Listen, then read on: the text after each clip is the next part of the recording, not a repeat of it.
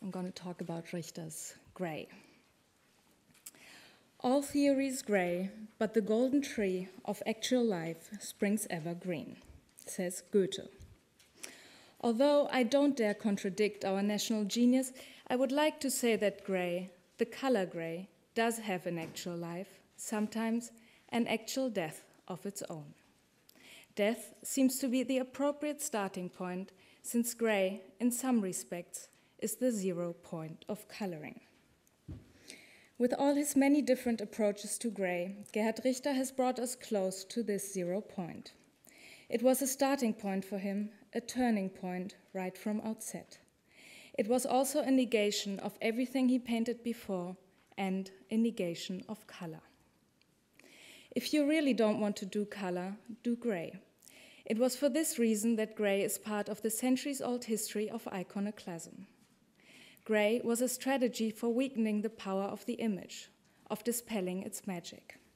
Gray was a strategy for making pictures without poaching presumptuously on the great maker's affairs. The grisaille, for instance, was believed to possess a certain detachment from worldly affairs, a certain humility. The fondness for gray among the religious medieval painters is well known. As in many other matters, the Renaissance turned everything on its head. Of course, Renaissance painters like Giotto and Andrea del Sarto continued to use the grisaille. They painted gray in gray.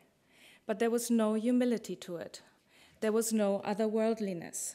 Gray, in their hands, became seductive, even voluptuous. They showed the many shades and gradations of gray, the plasticity of this color, its hidden richness. And history repeated itself. Modern painters like Bryce Marden and V.R. Salmons have also sounded out the many shades of gray. It seems to me that gray was even a challenge to them. How can one overcome the gray of the wasteland or inject vitality into a seemingly dead color? How can one vest a gray monochrome with plasticity and power? It's all a quest for virtuosity. In 1962, Salmons saw some paintings by Velázquez that verged on the monochrome. She still remembers how she marveled at the somberness of that gray and white. You can find the somberness in her images of seascapes, stars, and spiderwebs. When we showed her work earlier this year at Museum Ludwig in Cologne, she told us that she's only interested in the image, the grays. Her elaboration of the different shades of gray is an extremely meticulous business. Like Richter, she uses photographs as a medium for her painting, as a means to gain distance to her own perceptions. And if you compare her seascapes to his, you can even detect some similarities. The all-over painting of an all-over natural, irregular, repetitive, and endless structure. The minimal composition, the reserve, and above all, the preference for gray. But this similarity is an illusion, or rather, right off the mark. What appears to be similar is not, in fact, the same. In fact, Salmons and Richter's philosophies are absolutely the opposite of one another. And the main difference between them is their respective uses of gray. Paradoxically, the all-assimilating color gray, this old agent of leveling out, is the difference that makes a difference here. To put it briefly, Salmons wants to produce a color, Richter doesn't. She maintains the Renaissance concept of color as a visual, sensual, even tactile quality. He does not. For him, gray is an interim stage to non-color. In order to grasp this, it is necessary to go back to Richter's first gray paintings. Not the very first, in fact. The black and white photo paintings are grisailles in their own right. These reflections on and off newspaper illustrations are one of the origins of Richter's gray. But there's also a pure, all-over monochrome gray that is central to Richter's work. Most art historians will tell you that these pure gray monochromes first appeared in 1973.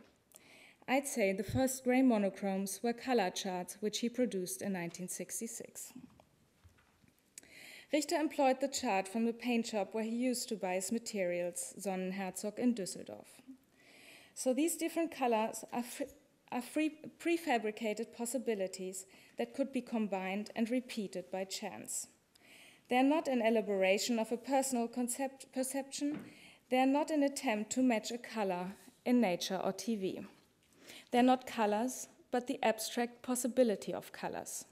Their values in the same way as temperatures or lottery numbers or currency. In this color chart, for instance, named two grays on top of each other and produced in 1966, you see that gray can come in different shades. The almost black version above contrasts with the warm gray below. And this contrast is all there is to it. Unlike Malevich, the square format has no significance, nor has the color a translucent, brilliant quality and a reference to one of the four seasons, as in Bryce Marden. Marden tried everything possible so one could read the colors specifically. Richter, on the contrary, tends to the unreadable. In this sense, gray is the most typical of all the colors in the chart. It's neutral and ever-present. It's the color of the background. Gray could also be the total mix of all the other colors in the chart. That's why Richter has based his system of color combinations on the three primary colors plus gray. Unlike Selmans or Marden, Richter didn't work out a color, he withdrew it. Most of the time, he didn't even touch the canvas, but had assistants to uniformly apply the paint. Color here is just paint. The color chart is the colorful negation of coloring. If this was his first step towards his unique version of pure gray, the next came 2 years later when Richter destroyed his Stadtbilder, townscapes, in 1968 by painting them completely gray. It was a destructive reworking. The cities were ruined by gray, just as Pompeii was covered in ash. Richter has said that he used monochrome gray because he didn't know what to paint. But in fact, he had painted something, places, cities, maps, and destroyed them afterwards. The question, what to paint, did not describe a search for motives, nor a search for identity, but was instead a reflection on the status of the image. What did he paint? What should he paint? He had painted pictures of pictures. But what is a picture? Is it possible to produce a picture without depicting anything? Richter always proceeds like a philosopher.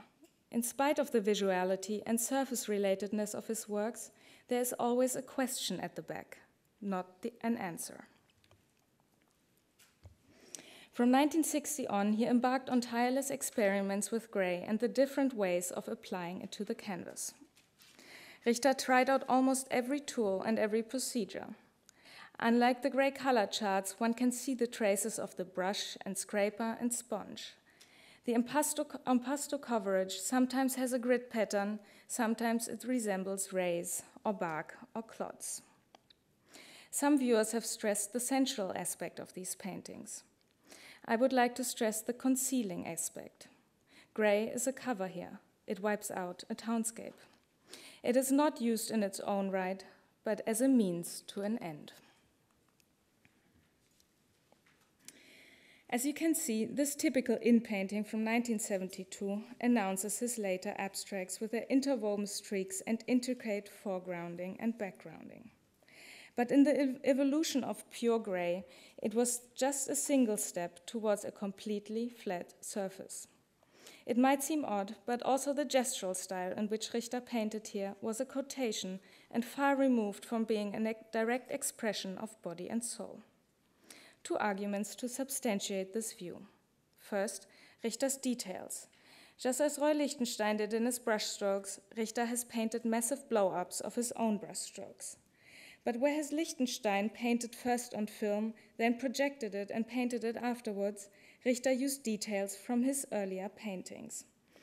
A part of this examination and reduplication can be found in his 1978 book, 128 Details from a Picture. Indeed, the in-paintings resemble the styles of action painting or art informel, and they should resemble them, but they are re-adoptions, experiments, objects of study. My second argument for a more philosophical approach to his gestural in paintings is that they're clearly not only abstractions of his former narrative pictures, but also options in a scale from concrete to abstract. His in-paintings experiment with gestural surfaces, but they also have a close relation to the park pieces of 1971. Richter has said that for him, there is no difference between a panel of colors and a small green landscape. Both present an identical, fundamental attitude. Looked at in this slide, every naturalistic landscape can be seen as an abstract structure, while conversely, even the most abstract painting is still a depiction. Painting always deals with illusion, Richter has said. Unlike Alexander Rodchenko or Ed Reinhardt or Robert Ryman, he is not interested in bringing back the medium to its essentials. He's interested in the picture, in the possibility of depicting something. Viewed in this context, this is a simple truth. Even the pure gray monochromes were not a temporary form of abstraction. They emerged simultaneously along with the image, paintings with landscapes, portraits, and so on. The important difference between Richter's monochromes and the major trend in 20th century monochrome painting is the tension that binds his abstract works to images. Gray can be the color of the overpainting. Gray can be derived from seascapes and clouds. Gray can be the abstraction of his photo paintings or of his illusionist constructions, such as curtain. In all these cases, there is a strong relation between monochromy and figurative painting. Richter's monochrome painting can be seen as an absence or substrate of the image, but his image also differs from that of other artists. It's a picture of a picture, a distraction from a once rich mimetic procedure. So both Richter's abstract and figurative paintings are different ways to address the question of image. They make way for the glass panes. In them, gray serves as a reflective coating of a mirror. Mirror and image, this connection does not need to be explained. But the image here can only appear if gray paint covers the glass, if gray negates itself. I shall come back to this aspect later on when I discuss 8 Gray from 2002. Richter's details and the figurative context of his gray period from 1973 to 1976 are not the only clues to his singular gray. The indifferent quality of his color may well be the most exceptional in the history of monochromy. The destination point of his gray period was not a vivid sculptural gray. It was neither a gestural gray or a rich coloring. It was the flattest, most neutral, most reticent gray that can be imagined. Here we see pure gray monochromes, monumental tableaus in roughly the format 2.3 by 1.8 meters. Robert Storr has noted about a gray painting from 1973, I quote, "With its horizontal slabs of grained pigment, gray is distinguished by an implacable opacity and surface regularity reminiscent of the enervating interiors of institutional buildings," end of quote. Typical for the works of the period are the 8 gray paintings from 1975 exhibited in Mönchengladbach. The artist has said that they are less painterly and more gray. They are just gray, much of a muchness, in an absolutely similar fashion, like multiples, with only slight variations. Gray is not applied in a painterly manner as a celebration of color, as a sensual seduction. The flat surfaces resemble blackboards or cardboard. A single unmodulated color is applied indifferently to the canvas. The sublime effect of this ensemble of 8 is that very similar, very monumental, very empty paintings occur simultaneously. If you see only one of them standing alone, the effect fizzles out. Gray not only points to the mass-produced architecture of the modern world, in Richter's art, gray is also part of his serial production. Although these paintings look the same, they are individually created. So, in stark contrast to their apparent indifference, it's still possible to discern very small differences. Richter himself has recently emphasized the fact that some grays are better than others. So the question arises if such differences do announce a certain regained interest in gray as a basic substance, a perceptual property, a variety of grades, a quest for virtuosity. To put it in another way, the grays of Mönchengladbach, do they reconcile Richter's conception with that of Salmons and Marden? Two reasons why this is not the case. Firstly, the birth of gray in the color charts. That's a massive leap to the monochrome painting of that time. Monochromy is not repetition. Monochromy is the creation of individuals. As Reinhard said, the monochrome is the only painting that cannot be copied, reproduced, or duplicated. In some respect, monochrome painting was an attempt to regain originality. But Richter's color charts are not autonomous colors, but exemplary color patterns. They are copying, reproducing, duplicating something else or themselves. And this copying, reproducing, duplicating is a strategy central to Richter's aesthetics. Secondly, gray appears behind glass. It loses its qualities and differences, if ever there were any. These two aspects, duplicating and disappearing, come together in his monumental installation, 8 Gray from 2002. 8 Gray consists of 8 glass panes, 5 meters by 2.7. The panes are fixed in place by a steel construction with a tilting mechanism so that their position can be altered. The backsides of the panels have been covered with gray paint and afterwards enameled. Here we come really to the accomplishment of Gray's mission. The gray texture has lost everything individual about it. The anomalies that were preserved by each of the 8 quite similar, quite indifferent grays of Mönchengladbach have gone now. You can hardly examine it because by looking into these panes, at first, you only see the reflection of yourself in all of the exhibition hall. Nevertheless, this is not only an installation concerned with mirrors, it is also a display of gray. While previously gray had a concealing quality to it, it is now concealing itself. It has become a kind of a mirror coating. Gray can be part of a mirror only if it is not seen. If you see the reflection, gray is reduced to its function in the image-making process, because the mirror is an image maker, even if its images are transient. But in a mirror, you never see the reflective coat. Here, if you come close to the glass pane, you can focus on the gray paint. So in 8 Gray, you have both the mirror effect and the shimmering shining through of the gray paint. And you can still see the gray. The whole exhibition hall is bathed in gray.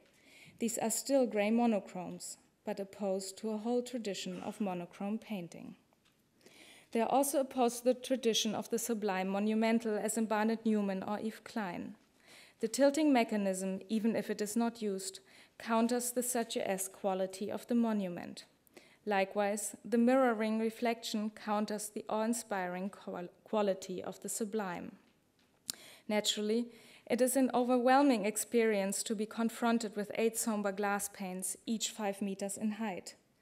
But as you walk by, see the sometimes confusing reflections, see the room which, apart from installation and visitors, is completely empty, see the technical mechanism at the back. It's more like strolling through a sometimes bewildering modern glass and steel architecture, rather like Jacques Tate's film set in Playtime.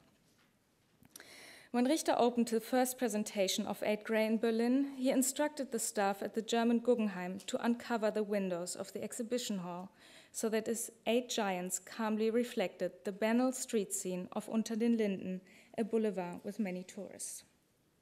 The 8 pieces served as television screens, transmitting normal reality. Gray here reveals a new aspect. It has an illusionistic feel. It's a projection surface.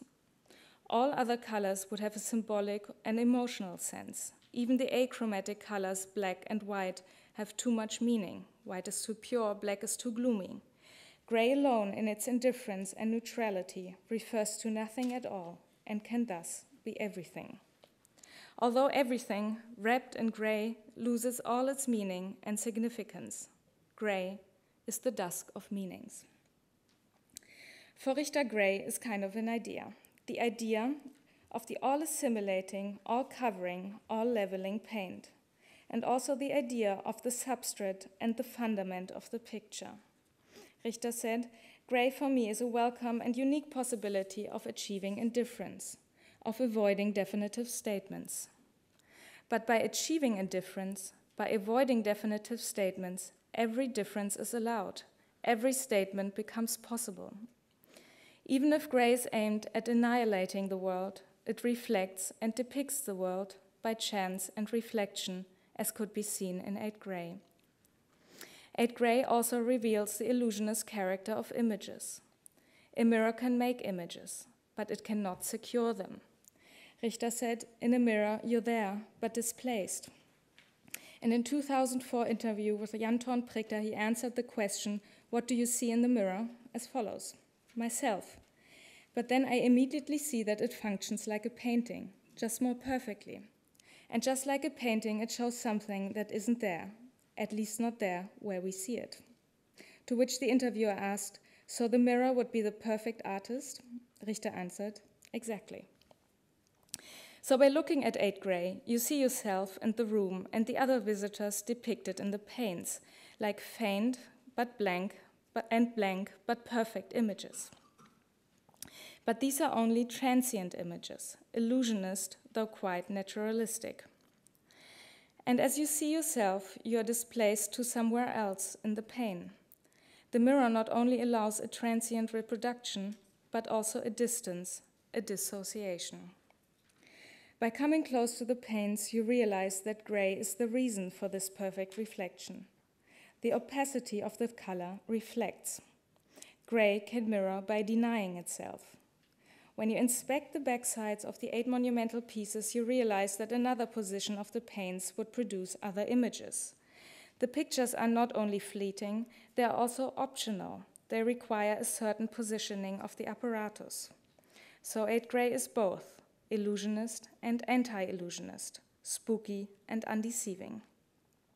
Gray, in its double function as mirror and monochrome, is quite ironic here, because all theories is gray, as Goethe said, pedantry is gay, the fanciless and the unimaginative are gray. Just the opposite here. Gray yields ever new images. Gray has something of a secret, hiding and concealing aspect. It's part of a play and a communication. So what was declared to be nothing can now be everything.